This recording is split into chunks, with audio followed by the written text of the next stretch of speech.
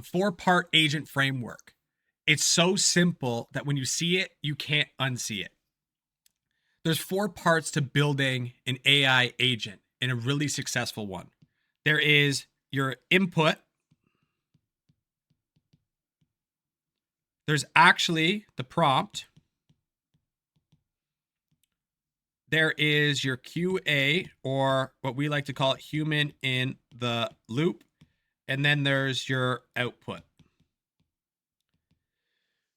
This is the only 4 pieces of building an agent that you need. And if there's something else, I truly call somebody a liar, because these are the only things that you need. There's nothing else that you need. You need the information in, the information out, and then you need somebody to quality assurance it, and then you actually need the prompt within there. Sure, there's some nuances within the prompt, but this is for another training.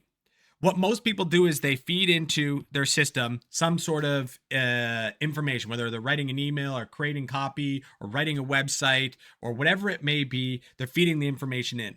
Then they've written a prompt out that sends it out, and I don't really like this. Then they continue to tweak the prompt over and over and over until they potentially get an output that they like.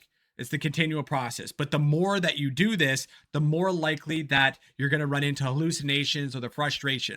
The other aspect of it is you may get it right on the first one, but as you continue to push more input through it, the scalability of these agents continues to hinder, and that's when your quality drops. So you get that dopamine hit in the beginning, and then after that, you don't have the same rush anymore. You continue to fall off and you're not seeing that rush. And this is where people run into the frustrations of AI doesn't work, AI doesn't work, and AI doesn't work. I've seen it so many times now.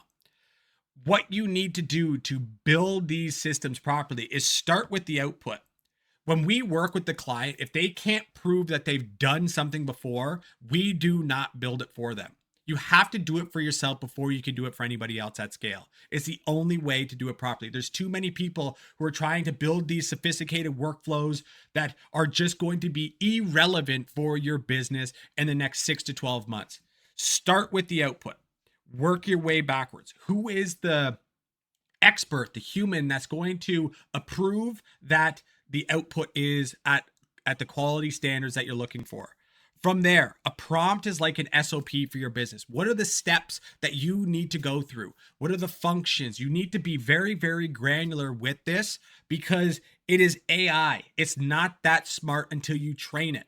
You have to speak to it like it's a 5-year-old, and you're going to continue to need to work on it over time. This is not a quick spike and then it just continues to run. You're going to have to continue to go through the dips until you get it to a point where it's running on its own with the approval of the human in the loop.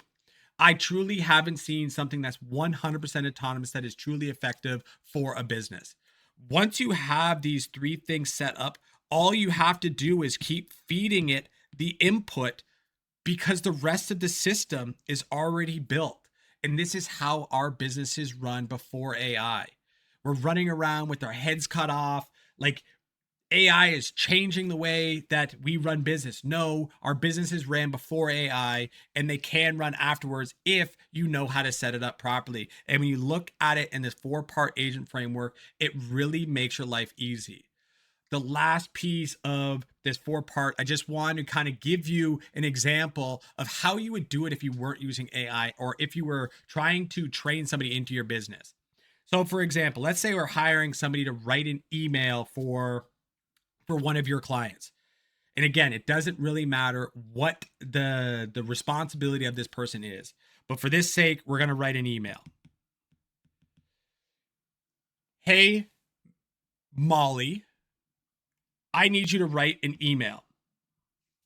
When you are done writing it, I'm going to approve if it's right or wrong so you can send it on behalf of the client.